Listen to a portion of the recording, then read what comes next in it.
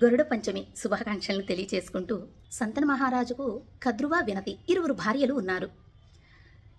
ఆ వినతి కుమారుడు గరుడాల్వారు. కద్రువకు 100 మంది పొడవైన పిల్లలు కావాలి అని కోరుకుంది. అందుకని 100 మంది పాములుగా పుట్టారు. వారితోటి చక్కగా ఆడుతూ పాడుతూ ఉన్నది.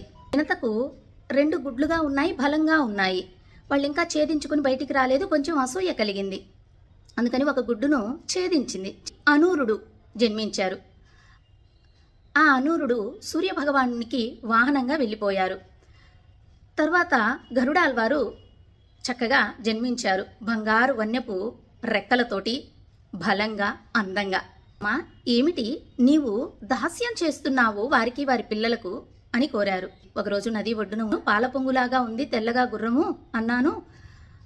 ఈ కద్రువ వచ్చేసి గుర్రం తెల్లగా ఉంది కానీ తోక నల్లగా ఉంది అన్నారు.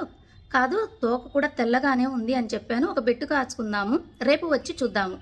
తెల్లగా ఉంటే నేను నీకు దాస్యం చేస్తా, దాని తోక నల్లగా ఉంటే నీవు నాకు దాస్యం చేయాలి. ఒక బెట్టు కాసామయ్యా. ఆ మరుసటి రోజు వెళ్ళి చూసేటప్పటికి వాస్తవంగా అయితే తెల్ల గుర్రానికి తెల్ల తోకే ఉన్నది. కానీ మీ పిన్ని ఆ పాములన్నిటినీ కూడా ఆ తోకకు వెళ్ళి చుట్టుకోమని చెప్పింది. అందువల్ల నల్లగా ఉన్నది, నేను దాస్యం చేస్తున్నాను అని విషయాన్ని తెలియచెప్పింది. అలాగే మీ అన్నగారిని కూడా నా అసూయతోటి ఆ గుడ్డును ఛేదించి అనూరుడిగా చేశానయ్యా అని చెప్పింది. చెప్పిన వెంటనే ఆ చవితి తల్లి దగ్గరికి వెళ్ళి, అమ్మ దాస్య విముక్తి మా అమ్మ పొందాలంటే ఏం చేయాలి అన్నారు. నాకు అమృత కలశాన్ని ఇస్తే నేను మా పిల్లలు స్వీకరిస్తాము అని వినతి చెప్పింది. వెంటనే ఇంద్రుడితోటి యుద్ధం చేసి ఆ అమృత కలశాన్ని తీసుకొని వినతకు అందచేశారు. అలా పరిశుద్ధులై వచ్చేటప్పటికి ఇంద్రుడు వస్తారు, అమృత కలశాన్ని తీసుకుని వెళ్ళిపోయారు. ఆ దర్భలపై ఉన్నటువంటి కలశం బిందువులు ఏమైనా పడ్డాయేమోనని ఆ పాములు నాకుతూ ఉన్నాయి.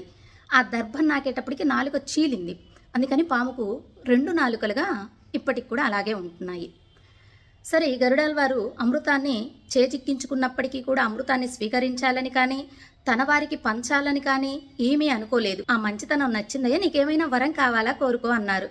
స్వామి, నాకు ఎటువంటి వరము వద్దు, మీకు దాస్యం చేసేటటువంటి వరాన్ని ఇస్తే చాలు అన్నారు.